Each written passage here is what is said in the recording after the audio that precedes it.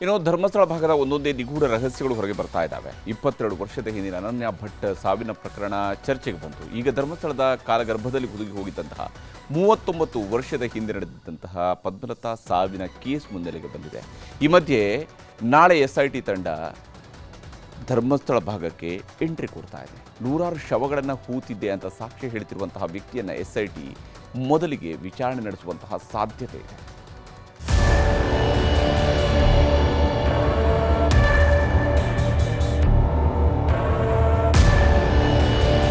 ಹೆಚ್ಚಿನ ಅಂಶ ಹಳೆ ಫೈಲ್ ಓಪನ್ ಮಾಡಿದರೆ ಗೊತ್ತಾಗ್ಬೋದು. ಯಾಕಂದರೆ ಆ ಟೈಮಲ್ಲಿ ಕೇಸಲ್ಲಿ ಮುಚ್ಚಿ ಹಾಕಿದ್ದಾರೆ.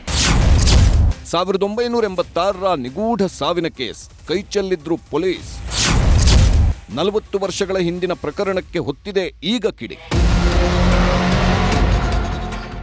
1986 ಡಿಸೆಂಬರ್ 22 ಅಂದರೆ ಬರೋಬ್ಬರಿ 40 ವರ್ಷದ ಹಿಂದಿನ ಕಥೆ ಇದು. ಧರ್ಮಸ್ಥಳದ ಬೋಳಿಯಾರು ನಿವಾಸಿ ಪದ್ಮಲತಾ ಅನ್ನೋರು ಇದ್ದಕ್ಕಿದ್ದಂತೆ ನಾಪತ್ತೆಯಾಗಿದ್ರು.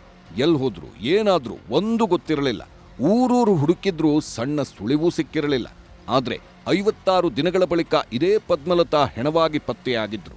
ಅವತ್ತು ಪದ್ಮಲತಾ ಪತ್ತೆಯಾಗಿದ್ದ ಸ್ಥಿತಿ ನೋಡಿ ಊರಿಗೆ ಊರೇ ಬೆಚ್ಚಿ ಬಿದ್ದಿತ್ತು.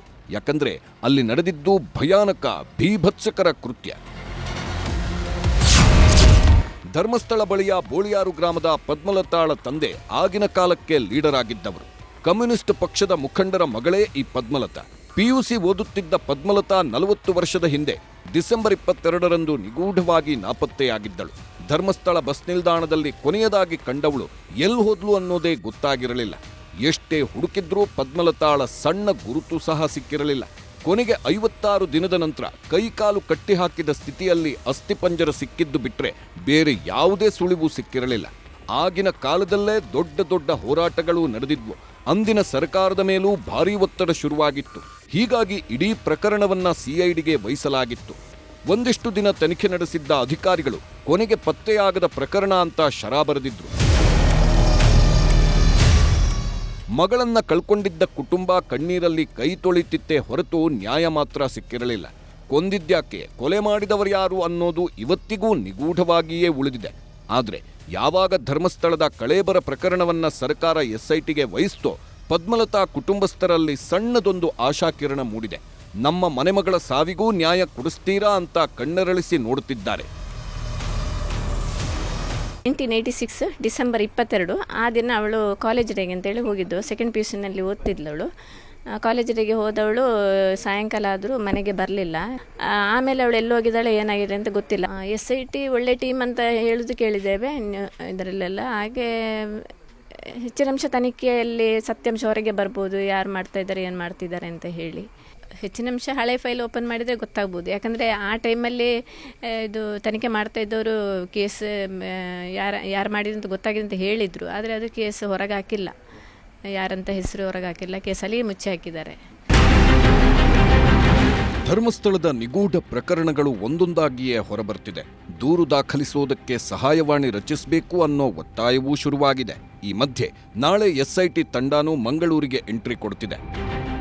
ಈಗಾಗಲೇ ನಾವು ಅವ್ರಿಗೆ ಸೂಚನೆ ಕೊಟ್ಟಿದ್ದೇವೆ. ನೀವು ತಕ್ಷಣ ಹೋಗಿ ಅಲ್ಲಿ ಏನು ಅವೈಲೇಬಲ್ ರೆಕಾರ್ಡ್ಸ್ ಇದೆ ಅಲ್ಲಿ ಪೊಲೀಸ್ ಸ್ಟೇಷನ್ನಲ್ಲಿ, ಅಲ್ಲಿಂದ ಪ್ರಾರಂಭ ಮಾಡ್ಕೊಳ್ತಾರೆ ಅವರು. ಅವರಿಗೂ ಸೂಚನೆ ಹೋಗಿದೆ, ಸ್ಥಳೀಯ ಪೊಲೀಸ್ಗೆ ಕೂಡ ಸೂಚನೆ ಹೋಗಿದೆ. ಏನು SIT ಮಾಡಿದ್ದೇವೆ ಆ SITಗೆಲ್ಲ ಸಂಬಂಧಪಟ್ಟ ದಾಖಲೆಗಳು ಎಲ್ಲನೂ ಕೊಡಬೇಕು ಅಂತೇಳಿ DG ಅವರಾಗಲೇ ಸೂಚನೆ ಕೊಟ್ಟಿದ್ದಾರೆ. ಮೊಹಂತಿ ಅವರು ಬಹುಶಃ ಅವರು ಇವತ್ತು ನಾಳೆ ಹೋಗ್ತಾರೆ. ಹೋಗಿ ಅವರ ಟೀಮ್ ಹೋಗಿ ಶುರು ಮಾಡುತ್ತಾರೆ ಕೆಲಸ. ಸೊ ಅಲ್ಲಿ ಪೊಲೀಸರು ಕೆಲಸ ಮಾಡ್ತಿದ್ದಾರೆ, ಮಾಡಲಿ, ಅವ್ರಿಗೆ ಮಾಡ್ಲಿಕ್ಕೆ ಅವಕಾಶ ಕೊಡಿ. ಯಾಕಂದ್ರೆ ಇವರೇ ಅಡ್ವಾನ್ಸ್ ಜಜ್ಮೆಂಟ್ ಬರೋದ್ರಾಗ ಏನು ಅವಶ್ಯಕತೆ ಇಲ್ಲ. ಮಾಡಲಿ, 2-3 ತಿಂಗಳು ಟೈಮ್ ಬೇಕಾಗ್ತೈತೆ. ತನಿಖೆ ಮಾಡಲಿ, ನೋಡೋಣ ಏನು ಸತ್ಯಾಂಶ ಹೊರಗೆ ಬರ್ತದೆ. ಈಗ SIT ಕೊಟ್ಟಿದ್ದಾರೆ. ಈಗ ನಾವು ಸುಮ್ಮನೆ ಆ ಥರದಲ್ಲಿ ಮಾತಾಡಿದ್ರೆ ಏನು ಅರ್ಥ ಇಲ್ಲ. We have to wait for let investigation begin ಆಗುತ್ತೆ. ಸೊ ಇನ್ವೆಸ್ಟಿಗೇಷನ್ ವರದಿ ಬಂದ ಮೇಲೆ ಸರ್ಕಾರ ಸಮರ್ಪಕವಾಗಿ ಯಾವ ರೀತಿ ಅದನ್ನು ಮುಂದೆ ವಹಿಸಬೇಕು, ಏನು ಬರುತ್ತೆ ಅದ್ರ ಮೇಲೆ ಸೊ ಸಂಬಂಧಪಟ್ಟ ಸಚಿವರು ಅದಕ್ಕೆ ಮುಖ್ಯಮಂತ್ರಿಯವರು ಕೂಡ ಉತ್ತರ ಕೊಡ್ತಾರೆ. ಅದಕ್ಕೆ ನಾಳೆಯಿಂದ SIT ಟೀಮ್ ಧರ್ಮಸ್ಥಳ ಭಾಗದಲ್ಲಿ ಹೂತಿಟ್ಟ ರಹಸ್ಯದ ತನಿಖೆ ನಡೆಸಲಿದೆ. ಸಂತ್ರಸ್ತರ ಕುಟುಂಬದವರನ್ನ, ಆರೋಪ ಮಾಡಿದವರನ್ನೂ ಕರೆಸಿ ವಿಚಾರಣೆ ಮಾಡ್ತಾರೆ. ಹೂತಿಟ್ಟ ರಹಸ್ಯವನ್ನೆಲ್ಲ ಅಗೆದು ತೆಗೆದು ಜನರ ಮುಂದಿಡ್ತಾರೆ. ಗೊತ್ತಿಲ್ಲ, ಆದ್ರೆ 3 ತಿಂಗಳ ಒಳಗೆ ಸರ್ಕಾರಕ್ಕೆ ವರದಿ ಕೊಟ್ಟ ಮೇಲೆ ಸತ್ಯಾಸತ್ಯತೆಗಳು ಗೊತ್ತಾಗಲಿದೆ. ಕ್ಯಾಮರಾಮನ್ ನಿಖಿಲ್ ಸುವರ್ಣ ಜೊತೆ ಕಿಶನ್ ಶೆಟ್ಟಿ, ನ್ಯೂಸ್ 18 ಮಂಗಳೂರು.